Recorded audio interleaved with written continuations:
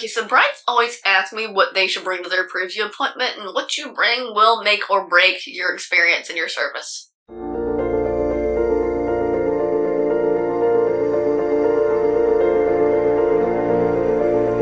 Here are things I recommend for all brides to bring to their preview so we can actually work on getting you towards your dream wedding hair and makeup look. If you don't know me, I am Bailey with Bridal. I am a wedding hair and makeup specialist and the creator of Coastal Editorial Glam and the Bailey Wave and Sculpt. I specialize in humidity-safe wedding hair and makeup, and your makeup won't melt. So your hair won't deflate and your makeup won't melt. Alright, first thing is inspiration pictures. I'm all about trusting your artist, but make sure you bring about 3 to 5 of them. For the hair, make sure it's like a front and back if you can find one. If not, find a back you like and a front you like, and we'll do what we can with that. Also, please, I'm saving you from disappointment. Please bring something that is more similar to the way you look than it is not. It would not be beneficial for me to bring a stylist a photo of someone that's high contrast with very dark features. I'm more medium contrast with lighter features, so that look will not translate well on me. And if you're not sure if your look's going to translate well on you, I actually offer a bridal look translation and audit. Links in the description if you want to learn more. I recommend try to find makeup looks with someone with the similar face shape that you have, because a look on someone with a very angular square face is not going to look the same as on me as someone with more heart-shaped features. Next thing to make sure to bring is your veil and hair accessories, earrings, necklaces, literally anything you have that is going to be from here up as best as you can, even bracelets, even your ring. Please bring your ring, I want to see it. But placement affects how your overall look ends up.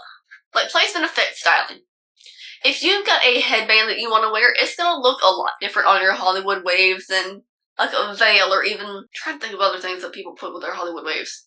Honestly, people don't put much with their Hollywood waves because they speak for themselves. The hair is the look, as it should be. But for example, I have a lot of brides that want to wear combs and things on their wedding day. And a comb in your Hollywood waves is going to look a little bit different than a comb in your updo. For Hollywood waves, the only place I would really recommend putting a comb is right here, and that would mean you would have to be doing some sort of one side tucked or both side tucked. Whereas if you have an updo, you've got so many different places where you can put that comb. And your veil weight matters. It really does. Because if you want a lot of volume, especially up here, you're not going to want to put your veil right here. I can't fight physics. I can fight humidity, but not physics. Because just the weight of your veil, especially if your hair's on the finer side like mine, it's gonna pull it, it's gonna flatten it just a little bit. And if you have an updo, the best way to wear your veil is underneath it, and I can MacGyver that in the best way possible. So, it's less so when your hair's up than when it is down. Another thing that I have got to see is your dress, because I love seeing them all, and I honestly cry a little bit when y'all show them to me. And it makes me feel special being one of the first people to see the dress most of the time. But I don't just want a front picture or a picture of it on the model. I want to see it on you.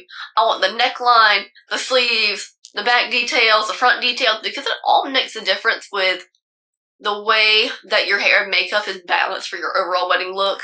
I'm not going to say it's going to look bad, but having your hair down with one of those gorgeous, stunning, high neck dresses, it's not gonna do it justice, because you got the dress because you love the high neck detail. So I'm gonna recommend your hair up for that. And also your makeup's it's gotta work with your dress too. It can't clash. For instance, if you want a bold, dramatic, sculpted, high fashion kind of look, and your dress is more on the whimsical boho-y side, even more vintage and classic, you're gonna need to rethink your ends. More likely than not, that's not going to make your look cohesive. Another thing, and I beg you, please show up with clean, dry hair. Please. Because I can make your hair dirtier. I can't make it cleaner. That's not what we're here for. I'm not a full-service salon. I'm a bridal hair and makeup specialist. And clean hair actually allows the products to do what they need to do.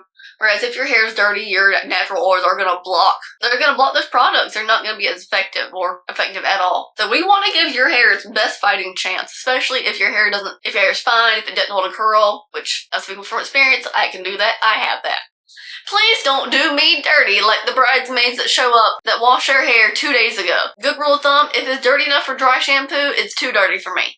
Also, make sure you have your skin prepped properly. And when I say this, I mean show up with your normal skincare routine. If you don't have one, contact me. I can help you out with that. But yes, go with your normal skincare routine. Don't try any products. And if your skin is more on the oily side, don't go heavy with the products. Go something more gel-like and lightweight. That way you don't create some kind of like weird like skincare barrier on your skin so your makeup's just gonna slide right off. And last but most importantly, please work an open mind, because it boils down to your preview is for fine-tuning and refining what you want for your wedding hair and makeup.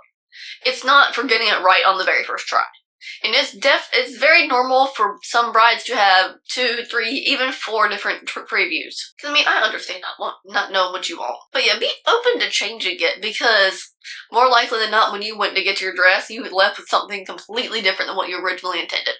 So, your hair can be the same way. The face framing on that one girl on Pinterest might not quite suit your features, and we'll try it. I'm not gonna promise that you're gonna like it though, which is the whole point of a preview. All in all, your preview is to make sure that we are heading in the right direction for your wedding day, because I refuse for your wedding hair and makeup to be an experiment. I don't want it to be the rough draft. It needs to be the final copy. If you're planning your wedding and you have your preview coming up, I really hope this helped you feel a little more confident and secure walking into your preview, knowing what to expect and what to bring.